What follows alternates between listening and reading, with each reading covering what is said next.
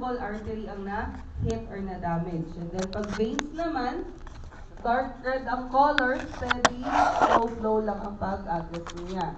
Whereas sa capillaries, we have here the slow, even flow ang pag-agos sa blood. So lahat ito, regardless of mapa-arteries, veins, or capillaries man ang na-hit or ang nasamad sa iyaha, unsa usually ang inyong ginabuhat? Hugasan. What else? Kung severe, like grabe ang pag-agas sa dugo. Kabugay? You do compression. Pag dito sa mall, siyempre maka-encounter mo na may mga clients, mga customers ninyo na nasamdan. You, talian dayon. Okay, so, mga tawag doon, these are the technique to control the bleeding. We usually use either yung gauze pad and then bukutan siya if severely bleeding. So, kinahanglan, butangan sa nato gauze pad or dressing, and then we make sure nga muundang sa ang pag-agas sa dugo, bagutan mo, tali. Dili kay pagbutang og panyo, diretso bukot. Isigurado sa nga na-stop na ang bleeding. So meaning, for example, nasamad, ibutangan ninyo panyo. And then, ang panyo ngayong gibutang, napuno na po siya sa dugo. Nagasirit pa siya. So, unsa ang inyong buhaton? Tanggalon, ilisan. Okay, what about the others? Sapawan, patungan. Okay. So, pag mga ganyan, huwag niyo pong papalitan. Okay? Ano yung first na nilagay ninyo, dagdagan niyo na lang ng another dressing. And then, once na na-notice ninyo na murag ni undang na ang pagsirit sa dugo, that's the time na bugkutan na ninyo or talian na ninyo og elastic bandage or talian ninyo og triangular bandage. Okay? Possible, patient na makakita og samad or makakita og dugo, so usually may tabo sa ila. Makuyapan, mangluspad, or what we call shock. So pag once na mag-shock ang patient, diretso bulagta. Ano usually ang mga signs and symptoms? Pagka nang padulungan makuyapan ang pasyente, early stage, mangluspad, what else? Mangurog, mamugnaw, unsa pa? Sakit ang buto-buto? Ibigyan. Okay, what else? Maluya. Magsumirap, magtanaw sa taas. Okay? So those are the different signs and symptoms na makita ninyo sa pasyente.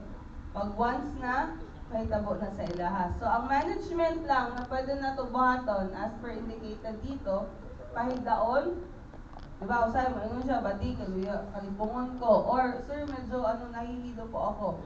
So, you make the person lie down, or kung makaya pa siya alsahon, hatod sa clinic para dito makarest. Pero na ay tendency, nga papadto pa lang sa clinic, nalipong na. So, mo nang alsahon ninyo. Then, pag abot sa clinic, pahigda, control any bleeding kung meron. And then, isa ka ang tiil. Diba gahapon, kung dre, airway, breathing, circulation, puro positive tanan. Pero wala gyapon siya malay. Diba yung patient kahapon, tinaas natin yung legs niya.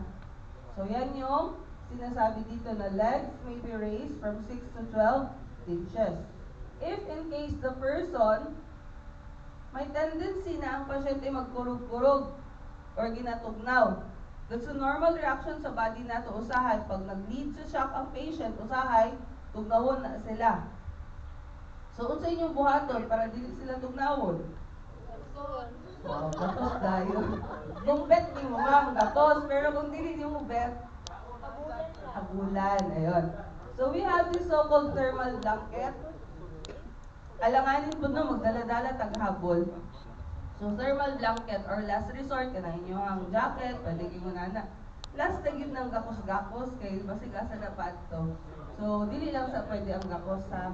Pwede tayo sa thermal blanket or blanket mismo or jacket ang pwede. Pero, piliun ninyo. Pananghid mo, kung musugod ka mo gakos, di okay lang. Kasi nanay partner ba, mabigyan mo dala. So, dili tawag malamig patakag gakos ha. And then it says here, do not give the person anything to eat or drink. Siyempre, kay nakuyapan gani. Yung imong painomon, matuka na. So, dili lang sa. Then, sabi dito, reassure the person every so often. Storyahon, di ba? Katong gamitan natong psychological first aid. Ma'am, relax lang ma'am, na naman ta sa clinic, na naman po atong nurse. Assess lang ka siya, if needed, gano'n nato na siya sa hospital. Okay. Then we have here causes of shock. So, madaming klaseng shock. Actually, kung sa medical, dagan siya, meron tayong psychogenic shock, neurogenic shock, hypovolemic shock, kanang masubrahan dagang dugo ang mawala sa iyaha, yun ana. Pero ang pinaka-main cause na ito ang ginatanaw is number 1, kani, severely bleeding, or pwedeng mataw natin siya dito sa hypovolemic shock, kay mahurot ang dugo. Low volume of blood na ang iyahang body. So, pwedeng may trauma, pwedeng vomiting, diarrhea, or basta loss of blood volume. Well, the second one is a pump failure. We have here heart attack or trauma to the heart. So, if manotice ninyo, ang heart niya mismo, naka-broken heart, hindi kayo kibiyaan siya, uyab ha. Kanang naagi siya problema sa iyang kasing-kasing. Then the third one is dilation of peripheral blood vessels wherein possible may infection sa lawas, drug overdose, or pwedeng spinal cord injury. So meaning, kung manotice ninyo, compared dire, muna siya ang normal na ugat. Ang problema lang, dili makasaka ang dugo tungod kay naa siya samad. Whereas dire, dili makasaka ang dugo sa taas, it's because nagdako ang ugat niya. So mo na usually ang management gid nato para katong blood mas dali na mag-circulate sa upper body mao nang gina taas ang tiil.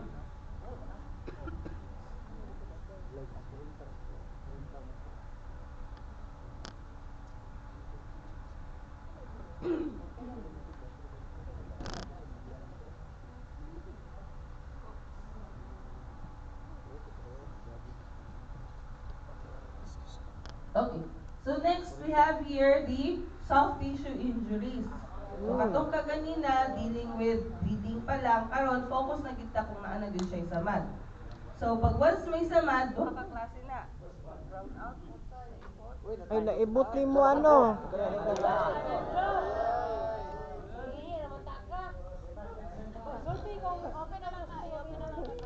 Okay, reminder lang no, kaning nasa wala nga pirtahan na ablihon ha.